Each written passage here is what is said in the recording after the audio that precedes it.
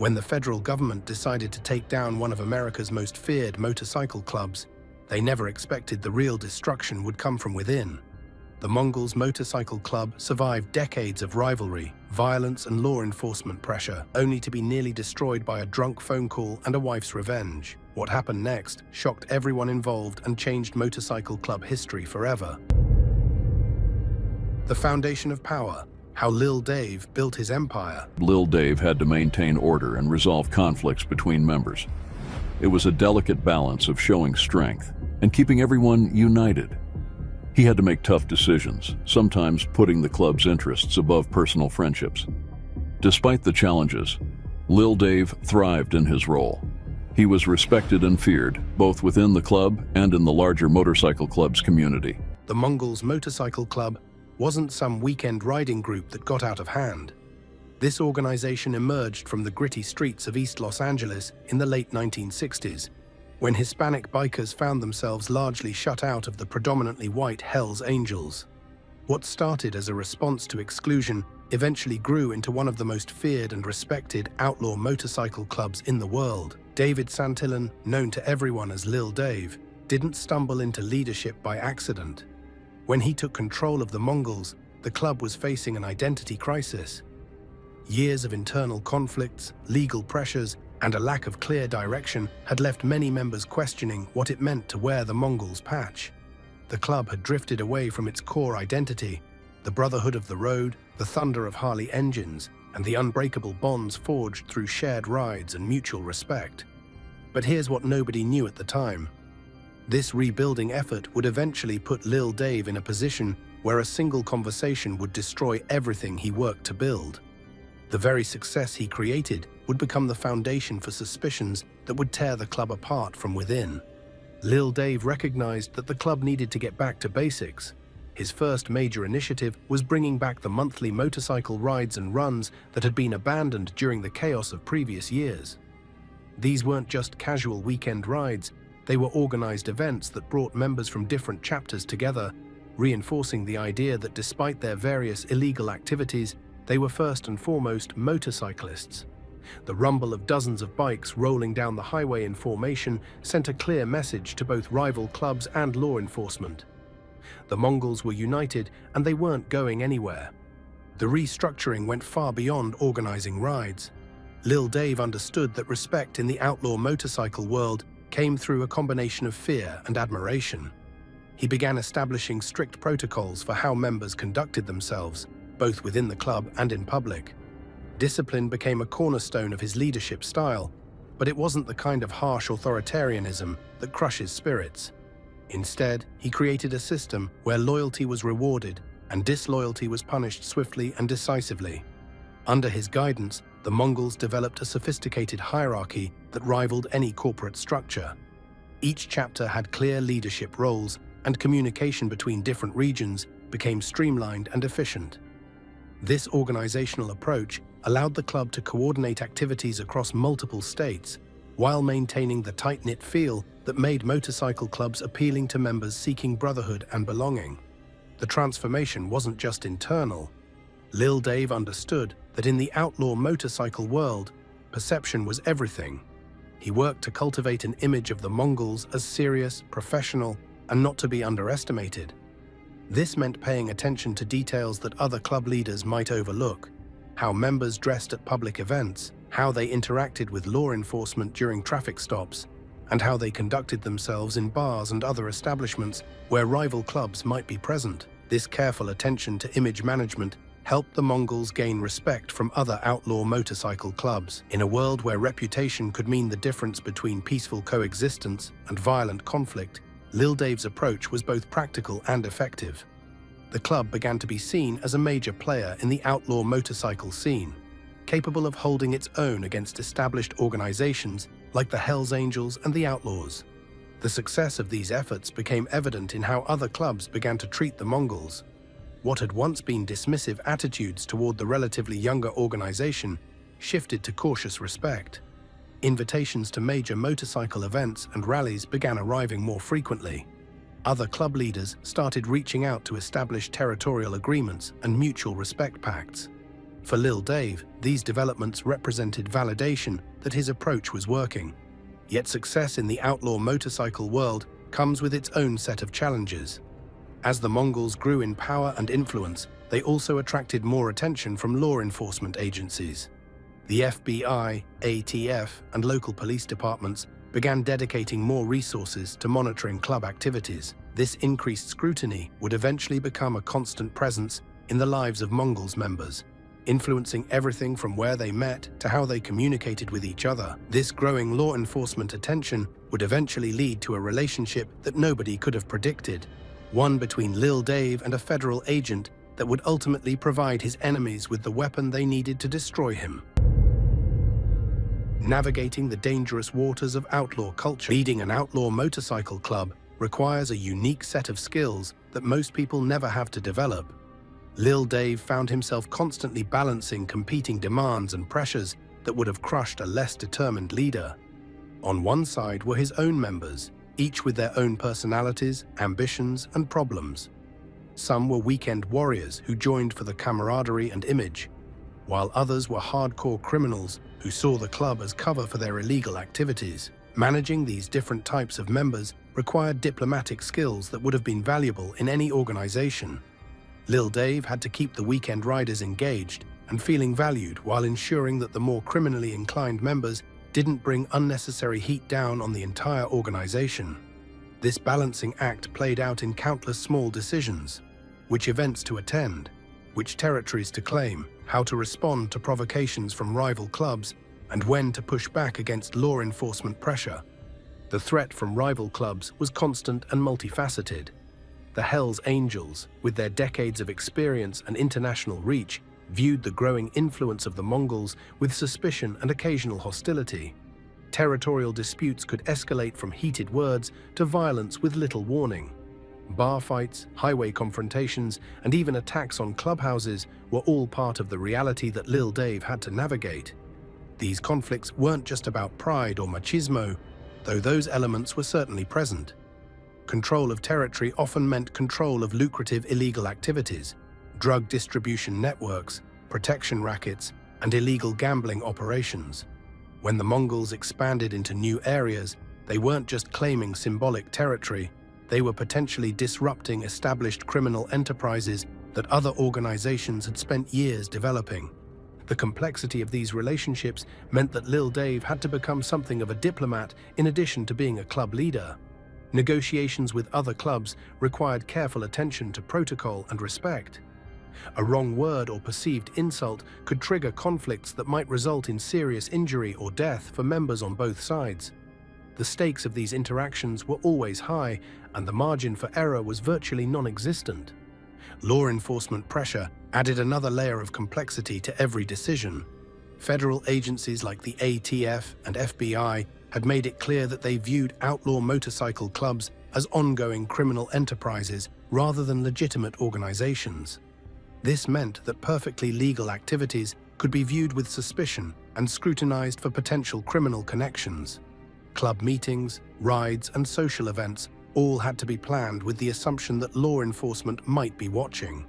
The pressure extended to individual members as well. Traffic stops became opportunities for police to gather intelligence about club activities. Members found themselves under surveillance, with their movements tracked and their associates identified. Some members were approached by law enforcement officers, hoping to turn them into informants. The constant pressure created an atmosphere of paranoia and suspicion that Lil Dave had to manage carefully to prevent it from destroying the club from within. Prison was always a possibility for club leaders and members.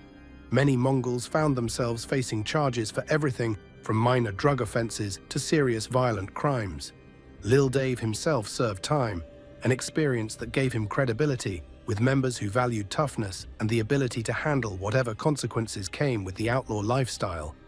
His willingness to accept responsibility and serve his time without complaint reinforced his position as a leader who wouldn't ask his members to take risks he wasn't willing to take himself. But what Lil Dave didn't realize was that every interaction with law enforcement, every conversation with federal agents, every attempt to manage conflicts diplomatically was being watched and recorded by people who would later use these very efforts against him. The federal government was building a case that would threaten not just individual members, but the entire existence of the organization. The federal noose tightens. The federal government's interest in the Mongols didn't develop overnight. What began as routine monitoring of a regional motorcycle club gradually evolved into one of the most extensive and prolonged investigations in the history of outlaw motorcycle club enforcement. The Bureau of Alcohol, Tobacco, Firearms and Explosives took the lead, dedicating enormous resources to understanding and ultimately dismantling what they viewed as a criminal organization masquerading as a motorcycle club. The investigation that would eventually threaten the very existence of the Mongols began with small-scale operations focused on individual members suspected of specific crimes. Drug dealers, weapons traffickers, and suspected participants in violent crimes found themselves under surveillance and investigation. What law enforcement agencies began to notice was a pattern. Many of these criminals were also Mongols members, and their illegal activities seemed to be coordinated through club structures and relationships. Federal investigators developed a theory that would drive their approach for more than a decade. The Mongols weren't just a motorcycle club whose members happened to commit crimes, but rather a criminal organization that used the motorcycle club structure to facilitate and conceal illegal activities. This distinction was crucial because it opened the door to using powerful federal laws designed to combat organized crime. The Racketeer Influenced and Corrupt Organizations Act, commonly known as RICO, became the primary weapon in the federal arsenal against the Mongols. Originally created to fight the mafia and other traditional organized crime groups, RICO allows prosecutors to charge individuals not just for specific crimes they committed, but for participating in a pattern of racketeering activity as part of a criminal enterprise. For outlaw motorcycle clubs, this meant that being a member could potentially be treated as participation in a criminal conspiracy. Building a RICO case requires extensive evidence of an ongoing criminal enterprise, which meant that federal investigators needed to document not just individual crimes, but the organizational structure that allegedly facilitated those crimes. This requirement led to years of surveillance, wiretapping, and infiltration efforts designed to understand how the Mongols operated from the inside. Undercover operations became a central component of the investigation. ATF agents spent months or even years building false identities and working their way into the confidence of Mongols members. These operations were dangerous and complex, requiring agents to participate in club activities while secretly gathering evidence of criminal behavior. The psychological toll on undercover agents was enormous, as they had to maintain their false identities while witnessing and sometimes participating in illegal activities. The scope of surveillance was breathtaking. Phone conversations were recorded, text messages were monitored, and email communications were analyzed. Physical surveillance teams tracked the movements of club leaders and members. Financial records were scrutinized for evidence of money laundering and unexplained income. Even social media posts and photographs were collected and analyzed for evidence of criminal activity. This level of investigation required coordination between multiple federal agencies as well as state and local law enforcement. The complexity of managing such a large-scale operation while maintaining security and preventing leaks was enormous. Hundreds of law enforcement personnel were involved in various aspects of the investigation over the years it took to build the case. The human cost of this extended investigation was significant for everyone involved. Mongols members and their families lived under constant surveillance, never knowing when they might be arrested or when their homes might be raided. The stress of this situation took a toll on relationships and mental health throughout the organization. Some members left the club rather than continue living under such pressure, while others became increasingly paranoid and suspicious of anyone who might be cooperating with law enforcement. For the federal agents involved, the investigation became a consuming obsession that dominated their professional lives.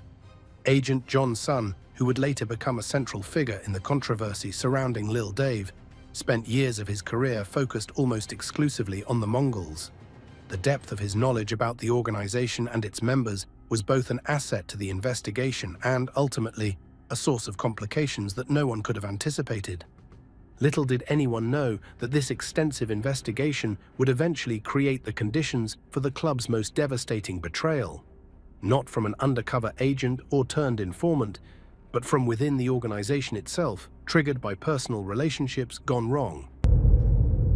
The relationship that changed everything: Lil Dave and Agent Sun. In the world of outlaw motorcycle clubs, few relationships are as complex and potentially dangerous as those between club leaders and the law enforcement agents assigned to investigate them. The relationship between Lil Dave and ATF agent John Sun evolved over years of investigation and surveillance into something that defied easy categorization. What began as a typical adversarial relationship between a criminal suspect and a federal agent gradually developed into something more complicated, ultimately becoming the source of accusations and suspicions that would destroy Lil Dave's leadership and threaten his life. Agent Sun had been investigating outlaw motorcycle clubs for most of his career, but the Mongols case became his specialty and in many ways his obsession. He studied the organization with the intensity of an academic researcher, learning not just about their criminal activities, but about their culture, traditions, and internal dynamics. His knowledge of the club was encyclopedic, extending to details about individual members' personalities, family relationships, and personal histories. This deep knowledge made Sun incredibly effective as an investigator, but it also created an unusual dynamic in his interactions with club members, particularly Lil Dave. Unlike other law enforcement officers who treated all Mongols members as criminals to be arrested, Sun developed what he described as a professional respect for the organizational aspects of the club and for Lil Dave's leadership abilities. The relationship between the two men developed gradually over years of encounters at various motorcycle events, court proceedings, and during the execution of search warrants. What started as grudging mutual respect evolved into something that resembled a professional relationship between adversaries who understood and even appreciated each other's skills and dedication to their respective causes. Lil Dave recognized that Sun was different from other federal agents. Where most law enforcement officers treated him with barely concealed contempt, Sun maintained a professional demeanor that acknowledged Lil Dave's intelligence and organizational abilities. This respectful treatment was unusual enough to be noteworthy in the outlaw motorcycle world, where most interactions with law enforcement were characterized by mutual hostility. For his part, Sun found in Lil Dave a subject worthy of his professional attention. The Mongols' leader's ability to maintain discipline and loyalty within a large, geographically dispersed organization impressed the agent, even as he worked to gather evidence that would ultimately be used to prosecute that same organization. Sun understood that dismantling the Mongols would require more than just arresting individual members for specific crimes. It would require understanding and disrupting the leadership structure that held the organization together. The practical benefits of their unusual relationship became apparent during various incidents where violence might have erupted between club members and law enforcement. Sun could communicate directly with Lil Dave to defuse potentially dangerous situations, and Lil Dave could use these communications to demonstrate to his members that he was capable of protecting the club's interests through negotiation, rather than just confrontation. These interactions served both men's interests, but also created the foundation for future problems.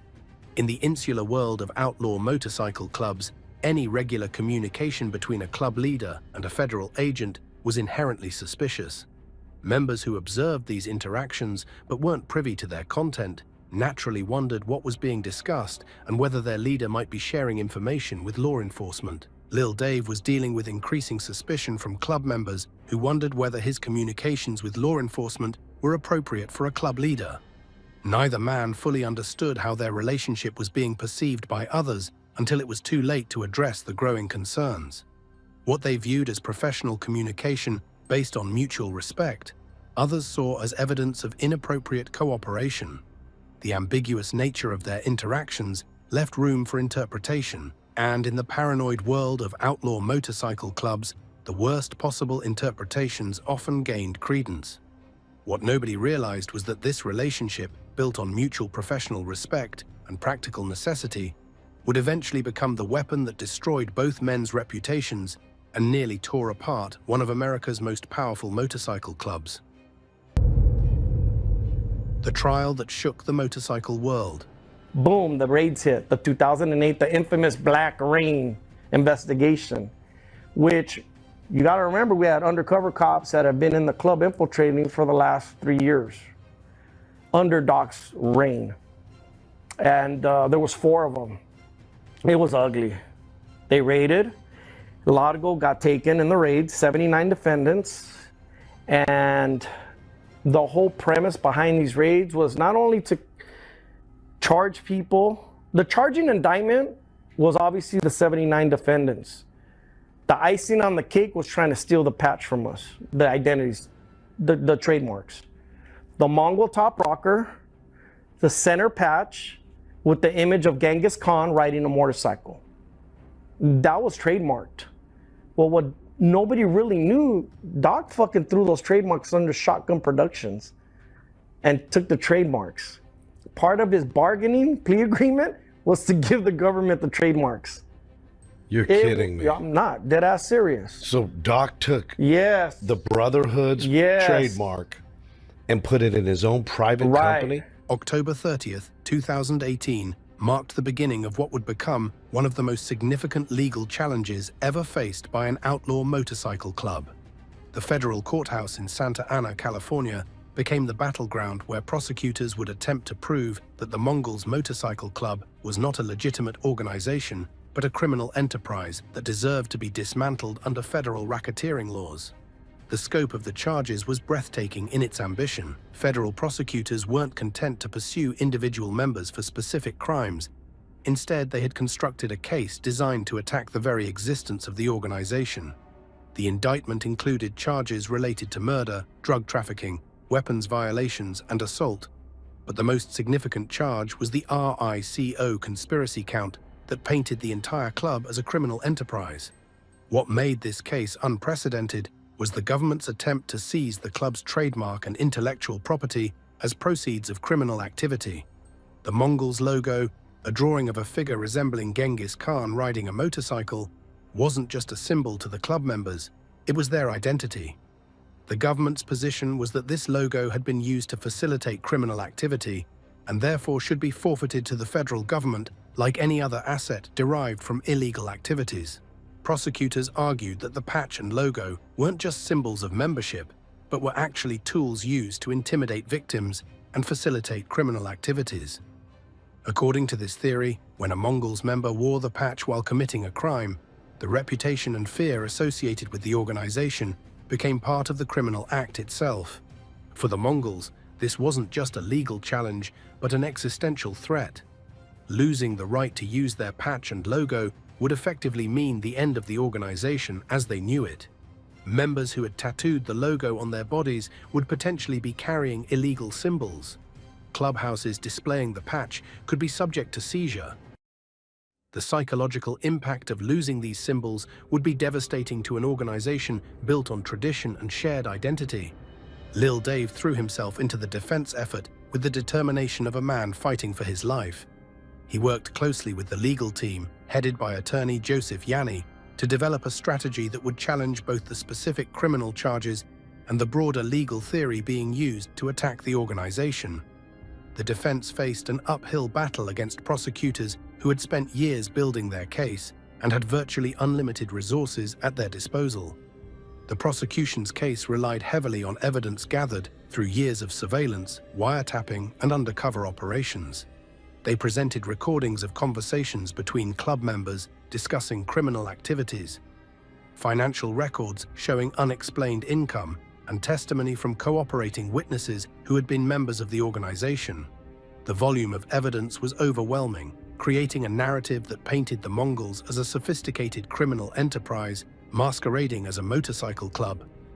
Particularly damaging were recordings that seemed to show club leaders, including Lil Dave, discussing criminal activities in coded language and making decisions about territorial disputes that resulted in violence. The prosecution argued that these conversations proved the existence of a command structure that directed criminal activity throughout the organization. The defense strategy focused on challenging the interpretation of this evidence and arguing that the government was conflating individual criminal behavior with organizational criminal activity.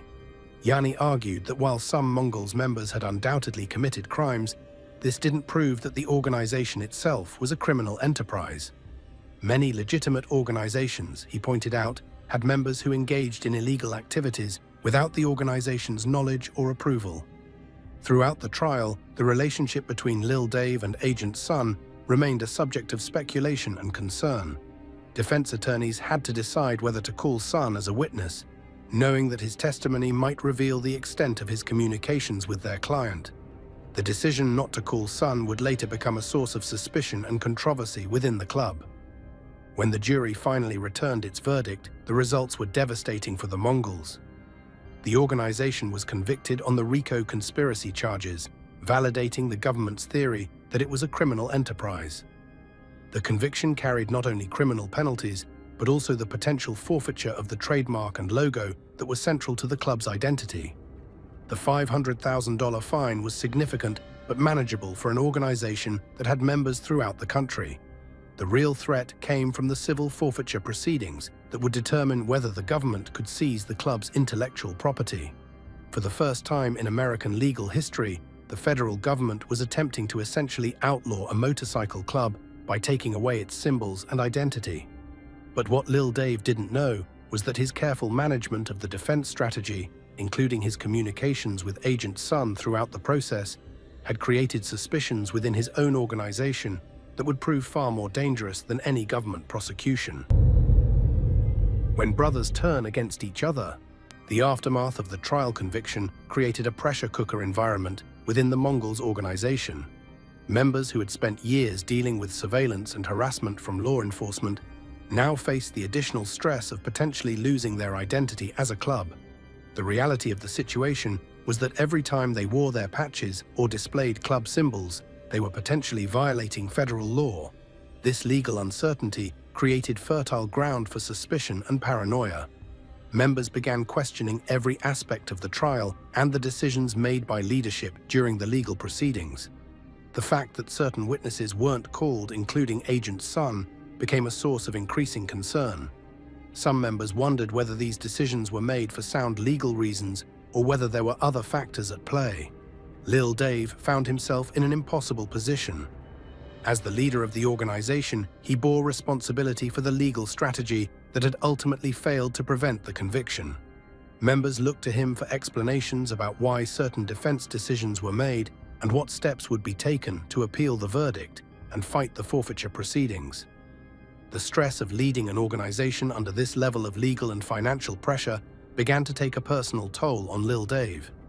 The weight of responsibility for the entire club's future, combined with the constant threat of additional legal action, created an enormous psychological burden. Members and their families looked to him for reassurance and leadership during one of the most difficult periods in the club's history. Complicating matters further was the ongoing relationship between Lil Dave and Agent Sun. Even after the trial, the two men continued to have occasional contact, ostensibly related to ongoing legal matters and appeals. However, in the paranoid atmosphere following the conviction, any communication between the club's leader and the federal agent who had led the investigation was viewed with deep suspicion. The situation was made worse by the fact that many club members didn't fully understand the nature of the communications between Lil Dave and Sun. Without complete information about these interactions, members were left to speculate about what was being discussed and whether these conversations were appropriate for a club leader to be having with a federal agent. Some members began to question whether Lil Dave had been completely forthright about his communications with law enforcement during the trial. The decision not to call Agent Sun as a witness began to seem less like a strategic legal decision and more like an attempt to conceal potentially damaging information about the relationship between the two men. These suspicions were fueled by the natural tendency of people under stress to look for explanations for their problems. The conviction and its aftermath were devastating to the organization, and members needed someone to blame. Lil Dave, as the leader, was a natural target for this blame, but the suspicions went beyond normal accountability and into more dangerous territory. The outlaw motorcycle club culture has little tolerance for cooperation with law enforcement under any circumstances. The concept of being a rat or informant is viewed as the ultimate betrayal, worse than theft, violence, or any other transgression. Even the suggestion that a member might have cooperated with law enforcement is enough to result in expulsion from the club and potentially physical violence. In this environment, Lil Dave's communications with Agent Sun became a source of increasing concern and speculation. Members who had once viewed him as an effective leader began to wonder whether his effectiveness had come at the cost of inappropriate cooperation with the enemy. The fact that he had maintained communications with Sun even after the conviction seemed to confirm the worst suspicions of his critics within the organization. The growing tension within the club created an atmosphere where every decision Lil Dave made was viewed with suspicion. His attempts to manage the legal appeals process were questioned. His communications with attorneys were scrutinized. Even routine administrative decisions about club operations became sources of controversy and debate. This internal conflict was exactly what law enforcement agencies hoped to achieve through their prosecution strategy. By creating pressure and suspicion within the organization, they could potentially cause the club to destroy itself from within, without the need for additional prosecutions or investigations. The success of this strategy became apparent as the Mongols began to tear themselves apart over questions about loyalty and leadership. What nobody knew was that the real explosion was still to come, not from law enforcement pressure or legal appeals, but from a personal betrayal so devastating that it would destroy everything Lil Dave had built in a single night. The night everything fell apart, Annie's revenge. Personal relationships in the world of outlaw motorcycle clubs are complicated by the constant pressure and scrutiny that comes with the lifestyle. The wives and girlfriends of club members must deal with the stress of knowing their partners are always at risk of arrest, violence, or worse. They live with the knowledge that their homes might be raided, their communications monitored, and their children potentially affected by their partner's involvement with the club. For Annie Santillan, being married to the president of the Mongols meant dealing with all of these pressures while also managing the additional responsibilities that came with being the leader's wife. She was expected to maintain a certain image within the club community, support her husband's leadership, and handle the family's affairs while he dealt with club business and legal problems. The stress of the conviction and its aftermath put enormous strain on the Santillan marriage. Lil Dave was consumed with managing the club's legal and financial problems, leaving little time or emotional energy for his family relationships. The constant pressure and uncertainty about the future created tensions that even the strongest marriages would have struggled to handle. Annie's discovery of her husband's infidelity came at a time when she was already dealing with the maximum amount of stress from the club's legal problems. The betrayal of trust represented by his cheating was magnified by the fact that she had sacrificed so much to support his leadership of the organization. She had endured years of scrutiny, harassment, and worry only to discover that he had been unfaithful during one of the most difficult periods of their marriage. The combination of personal betrayal and accumulated stress from years of pressure created a perfect storm of anger and resentment. Annie felt that she had given everything to support the club and her husband's leadership, only to be betrayed by the person she had sacrificed the most for. Her anger was not just about the infidelity itself, but about everything she had endured to support a man who had ultimately shown her such disrespect. Lil Dave's drinking problem made the situation even worse. Instead of dealing with the stress of the conviction and its aftermath in a constructive way, he had turned to alcohol as a way to cope with the pressure. This self-destructive behavior not only demonstrated poor judgment, but also made him vulnerable to making mistakes that could have serious consequences for both himself and the organization. The night of the recorded phone call, Lil Dave was drunk and emotionally vulnerable. The combination of alcohol and stress led him to say things that he would never have said under normal circumstances. His reference to Agent Sun's protection and the need for an exit strategy was exactly the kind of statement that could be interpreted as evidence of cooperation with law enforcement. But what Lil Dave said during that drunken conversation would pale in comparison to what Annie decided to do with the recording. Her decision to record this conversation represented a moment of pure anger and desire for revenge. She wanted to hurt her husband in the most devastating way possible, and she understood that in the world of outlaw motorcycle clubs, nothing could be more damaging than accusations of cooperation with law enforcement. Annie's decision to share the recording with other club members was calculated to cause maximum damage to Lil Dave's reputation and position within the organization. But she didn't stop there. The text message calling him a rat was the nuclear option in the context of motorcycle club culture. Annie knew that this accusation would not just damage her husband's reputation, but would potentially put his life in danger. The text message was simple but devastating. In other words, he's a rat. In the world of outlaw motorcycle clubs, there are no more dangerous words. Members of outlaw motorcycle clubs have been killed for less serious breaches of loyalty than being accused of cooperation with law enforcement. Her decision to take this step demonstrated the depth of her anger and hurt, but it also showed a lack of understanding of the potential consequences. Once the accusations were made public within the club, there would be no way to take them back or control how they were interpreted.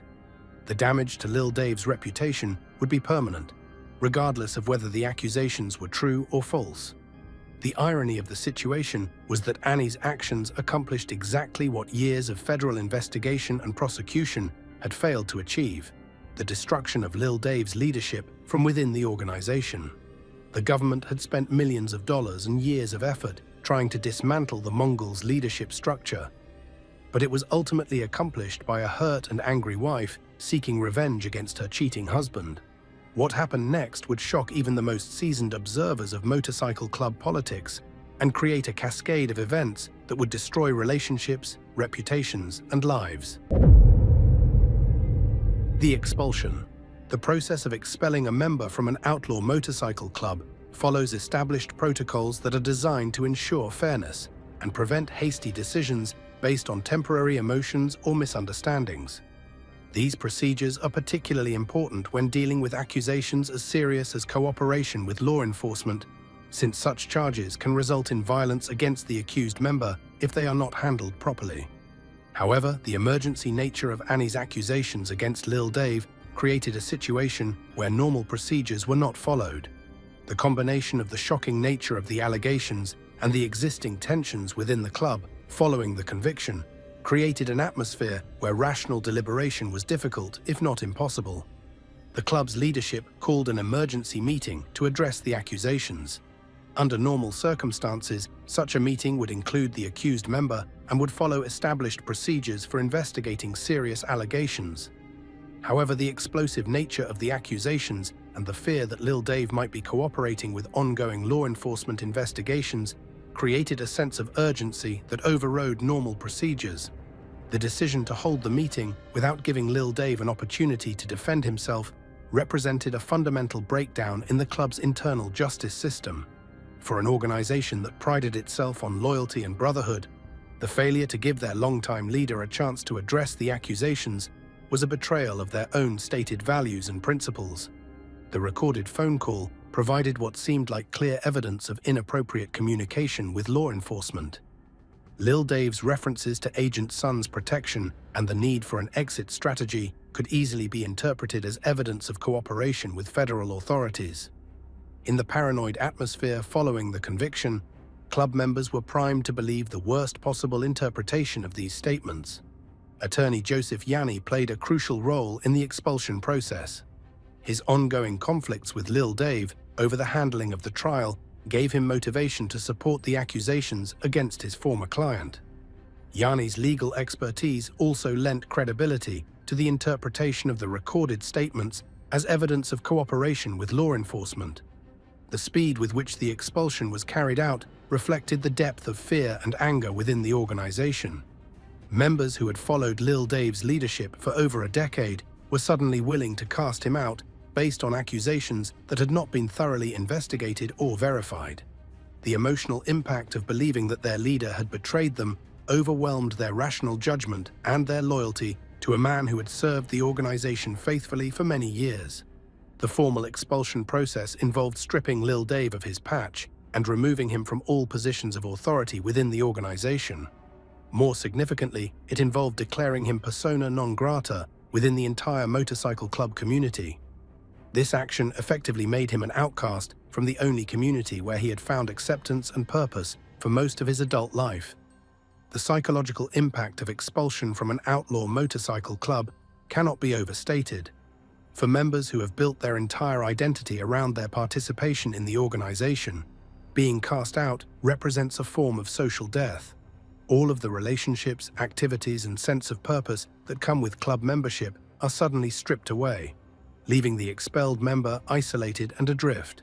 For Lil Dave, the expulsion was particularly devastating because it came after he had dedicated more than 2 decades of his life to building and leading the organization. His entire adult identity was wrapped up in being a Mongol, and particularly in being the leader of the Mongols.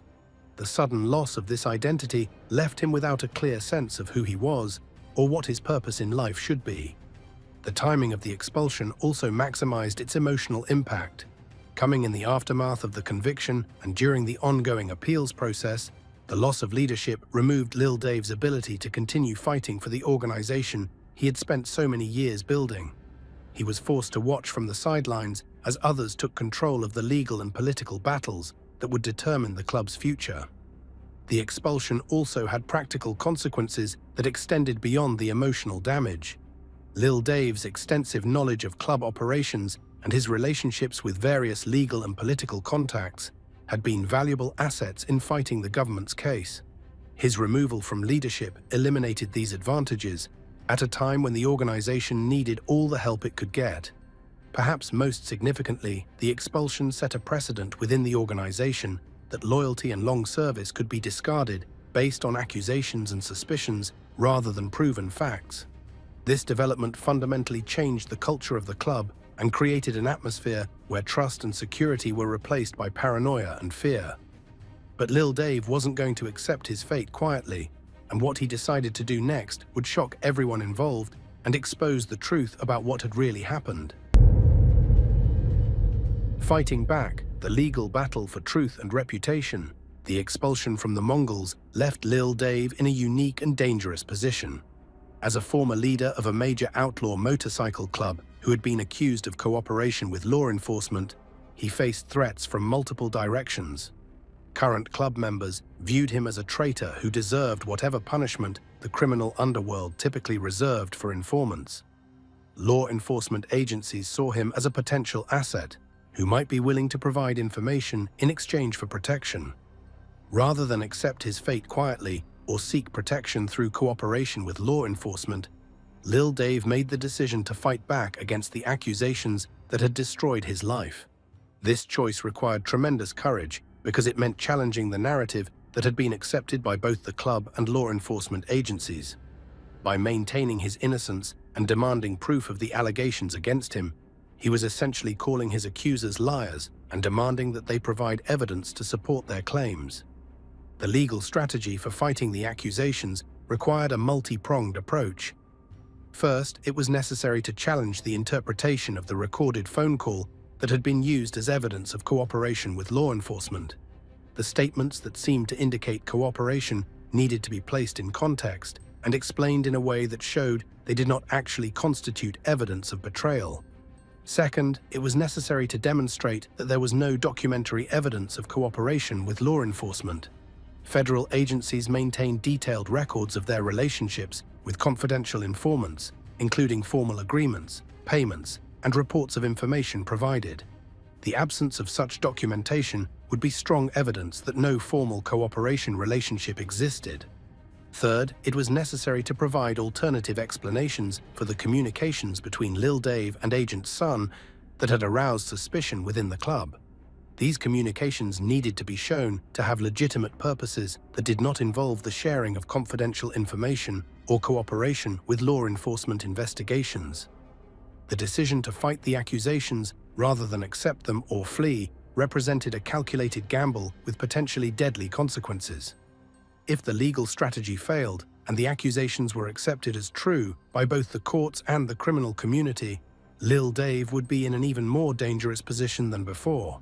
However, if he could successfully challenge the accusations and prove his innocence, he might be able to restore his reputation and possibly even his position within the organization. The legal proceedings that followed would provide a forum for examining the evidence against Lil Dave in detail. Unlike the rushed internal club proceeding that had resulted in his expulsion, the court hearings would follow established procedures for examining evidence and would provide opportunities for cross-examination and the presentation of contradictory evidence. The stakes of these proceedings extended far beyond Lil Dave's personal reputation. The outcome would also determine whether the Mongols organization could use claims about his cooperation to overturn their conviction and avoid the forfeiture of their trademark and identity. If the accusations against Lil Dave were proven true, it would validate the club's decision to expel him, but would also confirm that their former leader had indeed betrayed them. If the accusations were proven false, it would mean that the organization had destroyed one of their most effective leaders based on lies and misunderstandings. The complexity of the legal situation was increased by the fact that multiple parties had different interests in the outcome.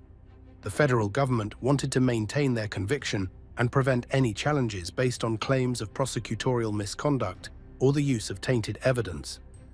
The Mongols organization wanted to overturn their conviction, but also wanted to avoid admitting that they had wrongfully expelled their former leader. Lil Dave wanted to clear his name and restore his reputation, regardless of the impact on other parties. What nobody expected was that the truth, when it finally emerged in federal court, would be more shocking than anyone had imagined. The truth emerges, testimony and evidence in federal court. Judge David Carter's courtroom became the arena where years of accusations, suspicions, and conflicting narratives would finally be subjected to rigorous examination under oath. The hearing that would determine the truth about Lil Dave's alleged cooperation with law enforcement brought together witnesses from across the spectrum of the case. Federal agents, club members, attorneys, and family members who had been at the center of the controversy. The testimony of ATF Supervisory Special Agent Susan Rachel provided the first crucial piece of evidence. Her unequivocal statement that Lil Dave was not a confidential informant carried significant weight because of her position within the agency and her access to all relevant records. Federal agencies maintain meticulous documentation of their relationships with informants because of the legal and financial obligations involved in these relationships. The absence of any such documentation provided strong evidence that no formal cooperation agreement existed. Agent Rachel's testimony was supported by similar statements from other law enforcement officers who had been involved in the investigation. Officer Omar Rodriguez, Deputy Ivana Fars, and Sergeant Jared Lewis all testified that their thorough searches of law enforcement databases had found no records indicating that Lil Dave had ever served as an informant or cooperating witness. This testimony was particularly significant because it came from officers representing different agencies and jurisdictions, providing independent confirmation of the same conclusion. FBI Special Agent Joey Talamantes added another crucial element to the testimony by addressing specific claims that had been made about Lil Dave's status in the investigation. His statement that Lil Dave was not an unidentified co-conspirator directly contradicted claims that had been used to support the accusations against the former club leader. This testimony helped to demolish the foundation of suspicion that had been built around Lil Dave's role in the federal investigation. One of the defense attorneys who had represented the Mongols during their trial provided insight into the communications between Lil Dave and Agent Sun that had aroused so much suspicion. Stubbs confirmed that Lil Dave had told him about meeting with Sun, but characterized these communications as efforts to manage tensions and prevent violence rather than information sharing or cooperation with the investigation. This testimony was crucial because it provided a legitimate explanation for the communications that had been interpreted as evidence of cooperation. In the world of outlaw motorcycle clubs, preventing violence through communication with law enforcement can be seen as responsible leadership rather than betrayal, especially when it protects club members from potential harm. But the most dramatic testimony came from Annie Santillan herself, who recanted her previous accusations against her husband. Her admission that she had lied about Lil Dave being an informant because she was angry about his infidelity provided a clear explanation for the origin of the accusations that had destroyed his leadership. This testimony was particularly powerful because Annie had been the original source of the accusations and had no obvious motivation to lie in court to protect her estranged husband. Annie's testimony revealed the human drama that had been hidden behind the legal and organizational conflicts. Her description of the emotional pain and anger that had led her to make false accusations helped explain how personal relationships and family conflicts had become entangled with serious criminal allegations. The fact that she was willing to admit publicly that she had lied demonstrated both the strength of the evidence supporting Lil Dave's innocence and her recognition of the serious consequences her actions had caused. The testimony about the recorded phone call that had been central to the accusations required careful analysis to separate inflammatory language from actual evidence of cooperation. Expert witnesses and attorneys helped explain how statements made during emotional, alcohol-influenced conversations could be misinterpreted when taken out of context. The references to protection and exit strategies that had seemed so damning were shown to have alternative explanations that did not require assuming cooperation with law enforcement. Agent Sun's own testimony, when it finally came, provided additional confirmation that no cooperation relationship existed. His description of his communications with Lil Dave emphasized the professional rather than conspiratorial nature of their interactions.